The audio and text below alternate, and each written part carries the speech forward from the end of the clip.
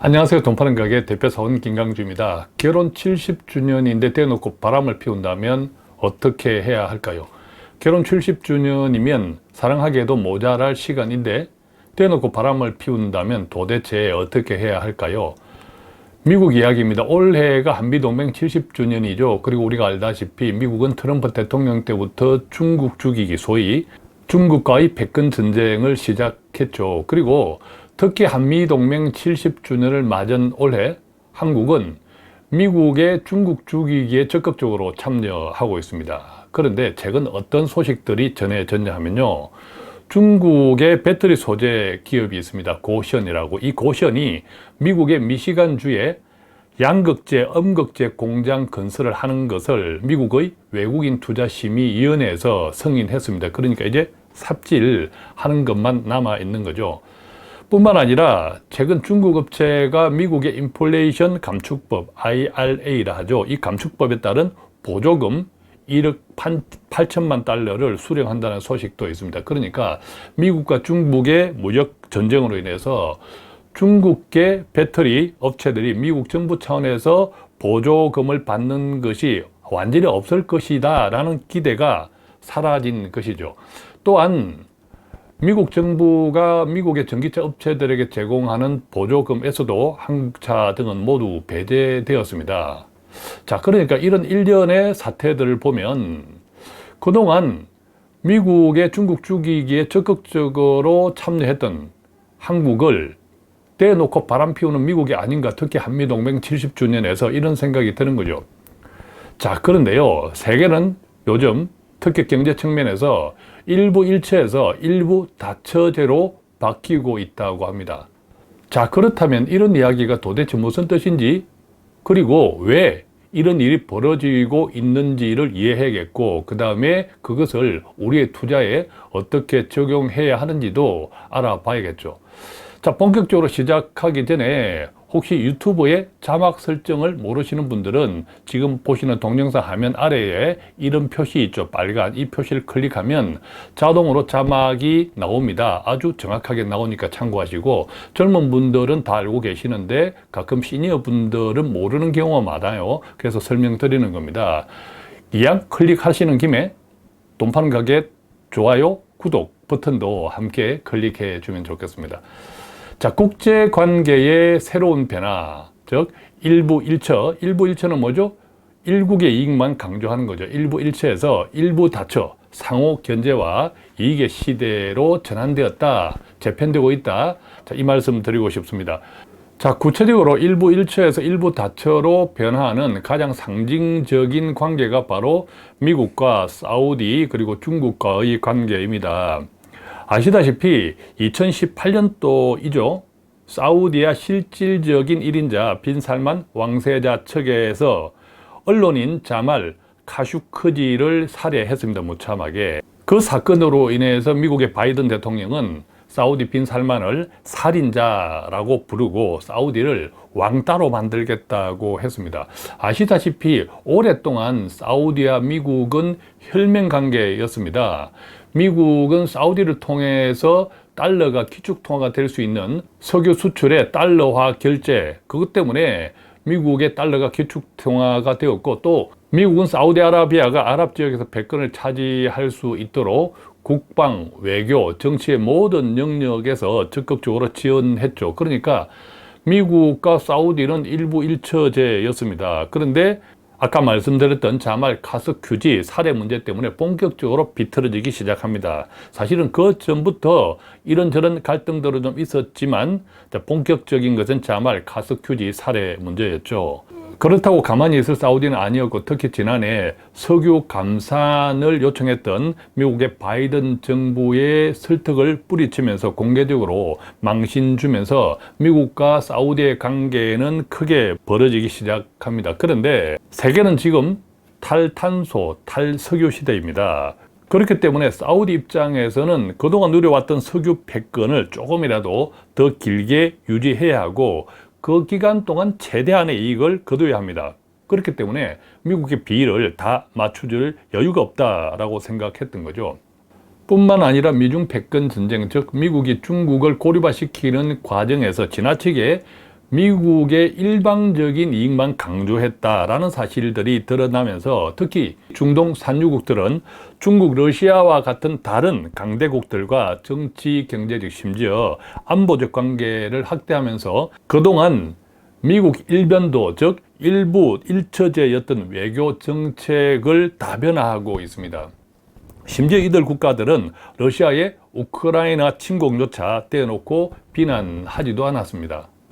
그래서 이런 일련의 사태들을 놓고 세계의 글로벌 전문가들은 그동안의 미국, 사우디의 일부 일처 시대가 종식되었다, 이렇게 이제 표현했죠.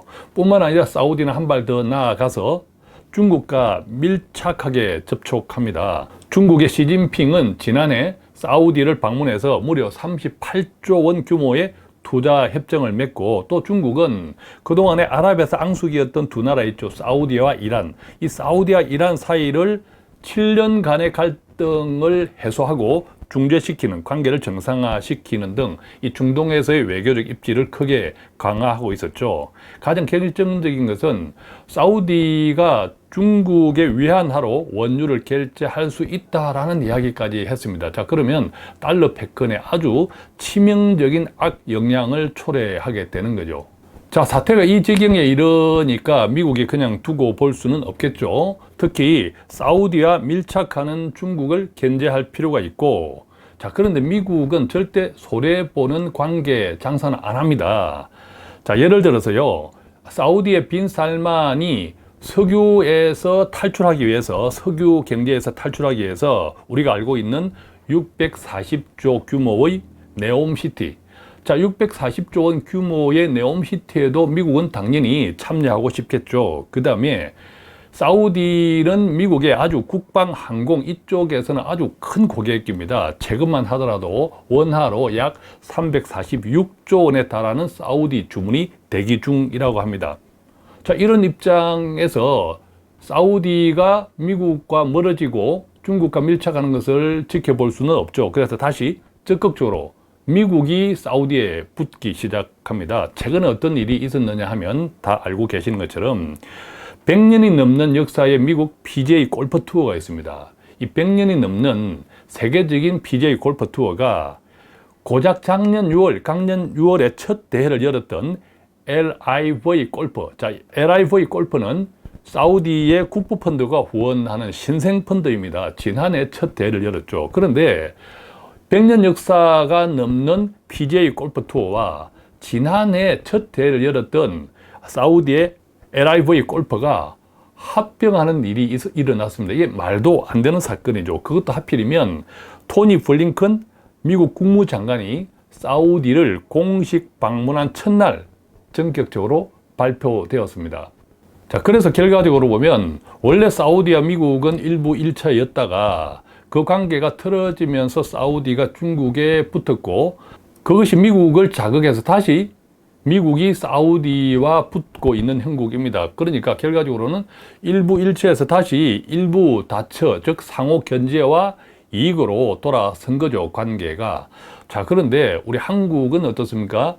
현실적으로 역주행하고 있는 거죠. 일부 다처에서 일부 1처로 가고 있습니다. 자, 이 이야기 좀 구체적으로 해드릴 건데, 그렇다면 왜 이런 일이 일어나고 있고 어디에 투자할까, 이것을 함께 나누겠습니다. 첫 번째, 왜 이런 일이 일어날까? 자, 한국과 미국과 중국 이 3자 관계는 특히 경제 관계를 중심으로 보면요, 가장 상징적인 사건이 박근혜 정부 때 중국을 방문해서 중국의 전성기념일 열병식에 참여했던 사건입니다. 자, 이 사건은 미국을 대단히 불쾌하게 만들었죠. 그러나 그 당시 박근혜 정부에서는 경제는 중요하다, 안보는 미국, 경제는 중국을 확실히 했던 사건이죠. 사실 한국 입장에서 경제 분야에서의 중국과의 관계는 노태우 정부 때의 북방 정책 이후 박근혜의 전성기념일 열병식 참석, 그리고 지난 정부 문재인 정부에 이르기까지 사실상 일부 다처, 즉 국방급 외교는 미국 중심, 그리고 경제는 미국과 중국을 쌍두마차로 하는 전략을 계속 고수해 왔죠. 특히 문재인 정부 때에 삼불 정책이 있었죠. 삼불 정책은 박근혜 정부 때의 사드 배치로 인해서 중국과의 경제가 굉장히 틀어졌고, 자, 그것을 무마하기 위해서 문재인 정부가 삼불, 즉 중국과의 관계에서 사드를 추가 배치하지 않겠다. 미국 미사일 방어 체제에 들어가지 않겠다. 그 다음에 한미일의 안보 협력을 군사 동맹으로 발전시키지 않겠다. 어떤 의미에서는 너무 과하게 문재인 정부가 중국 측의 요구를 들어주었던 측면도 있습니다. 그만큼 한국 경제 측면에서는 중국이 엄청난 시장이었기 때문이죠. 그래서 한편 생각하면 최근 중국이 한국에 대해서 엄청 머리뚜껑이 열린 것처럼 행동하는 것은 지난 정부와 현 정부의 대중국 정책에서 완전히 달라진 것에 대한 일종의 반발이 큰 이유 때문이 아닌가 생각합니다. 일종의 기저효과 때문이기도 하죠. 그래서 어떤 의미에서 보면 그동안 한국은 미국과 중국과의 관계에서 일부 닫혀졌다면 지금은 일부 일처로 확 바뀌어 있는 거죠. 자, 그렇지만 세계는 지금 앞서 말씀드렸듯이 일부 일처, 즉 일국의 이익만 강조하던 시대에서 일부 다처, 상호 견제와 이익의 시대로 급하게 돌아서고 있습니다. 자, 그렇다면 미국은 말할 것도 없고 세계는 지금 일부 다처, 이게 어떤 의미인지 구체적으로 실제 사례들을 한번 보겠습니다. EU, 즉 유럽 따라가는 미국. 자, 디커플링이 아닌 디리스킹. 자, 이게 무슨 말인지는 이따가 설명을 드리겠습니다만은 어쨌든 미국의 태도가 디커플링, 즉 중국을 완전 고립시키고 단절하겠다는 것에서 디리스킹, 뭔가 완화적인 표현으로 바뀌고 있다. 미국의 주요 업체들이죠. GM 자동차 업체, 그 다음에 JP 모건은 아주 금융회사죠. 자, 이들 기업들도 중국과 함께 하겠다. 심지어 테슬라는 중국 상하이에 메가팩 공장 건설하고 신설하겠다. 뭐 중국 시장이 엄청나게 크니까 테슬라 입장에서는 당연하겠죠.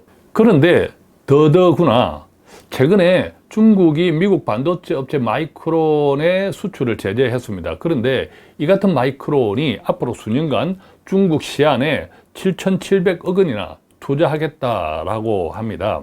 물론 이들 외에도 수많은 사례가 있습니다. 예컨대 스타벅스의 CEO도 2025년까지 중국 매장을 현재의 6,000개에서 9,000개로 늘리겠다. 그 다음에 JP 모건과 함께 양대 산맥을 이루는 골드만삭스 금융업계 골드만삭스의 다이먼 CEO도 좋을 때나 나쁠 때나 중국에 있을 것이다. 또한 중국의 대표적인 배터리 업체 있죠.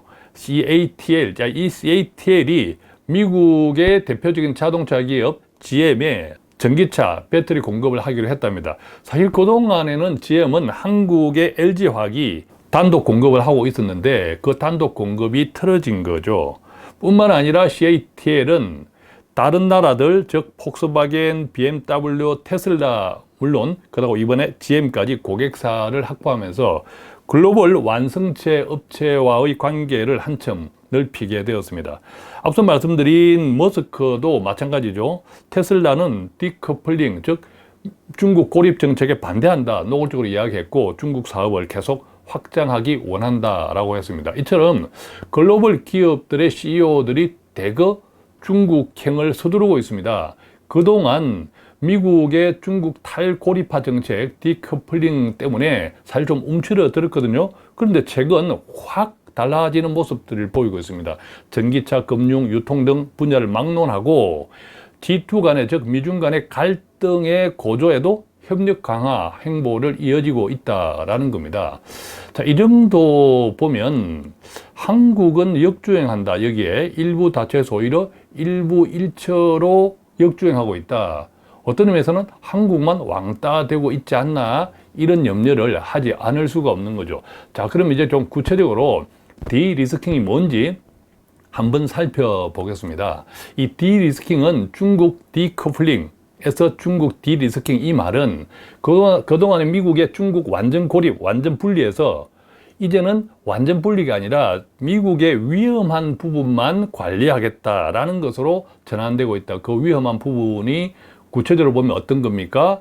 예컨대 최첨단 기술, 그것들이 중국 산업뿐만 아니라 국방에도 큰 영향을 미치니까 그런 것만 관리하겠다. 예를 들면 이제 그렇게 전환하고 있다, 이런 뜻입니다. 자, 뿐만 아니라 그동안 중국 디커플링의 목적이 알고 보니까 동맹국들을 위한 것이 아니어서, 알고 보니까 미국의 자국 산업을 보호하는 게 목적이어서, 자, 이런 사실들이 드러나고 있습니다.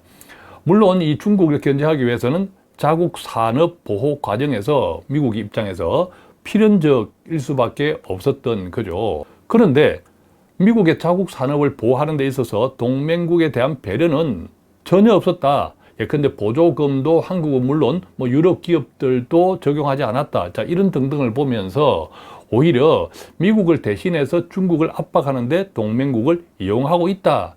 자, 이런 의문들이 커진 거죠. 실제로 지난해 미국의 대중국 교육은요, 역대 최고를 기록했다고 합니다. 이게 얼마나 아이러니합니까? 중국의 고립화를 위해서 다 뭉쳐 같이 협력하자 이래 놓고는 미국의 대중국 교육이 지난해 역대 최고를 기록했다는 것. 자, 이것을 어떻게 설명할 수 있을까요? 결국 유럽연합, EU와 사우디를 비롯한 중동, 브라질을 비롯한 남미는 물론 동남아시아 일부 국가들마저도 미국과의 관계를 의심하기에 이르렀죠. 자, 그래서 이제 미국이 조금 이제 불안해졌습니다. 자칫하면 동맹국들의 신뢰도 잃고 또 사우디처럼 중국과 밀착하는 그 관계 위험도 있는 거죠. 그래서 그동안 중국 디커플링이라고 했던 것에서 중국 디리스킹으로 언어를 바꾸면서 국면을 전환하고 있습니다. 어떤 의미에서는 이것이 미국의 본심을 고백한 것이다, 이렇게 이해할 수 있겠죠. 그런데 한국만 결과적으로 역주행하고 있습니다. 그래서 한국과 중국의 관계가 지금 어떻게 되었습니까? 지난 1분기 대중국 수출에서 한국이 가장 큰 폭으로 줄었습니다. 물론 다른 나라도 줄었지만 그 중에서 한국이 가장 큰 폭으로 줄었고요.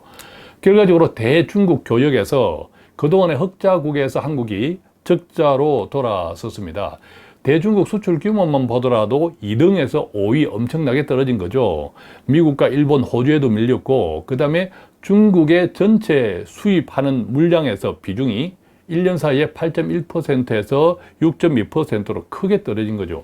물론 반도체 영향이 컸습니다만, 그렇다고 반도체가 회복되면 중국 수출도 2위를 회복될까?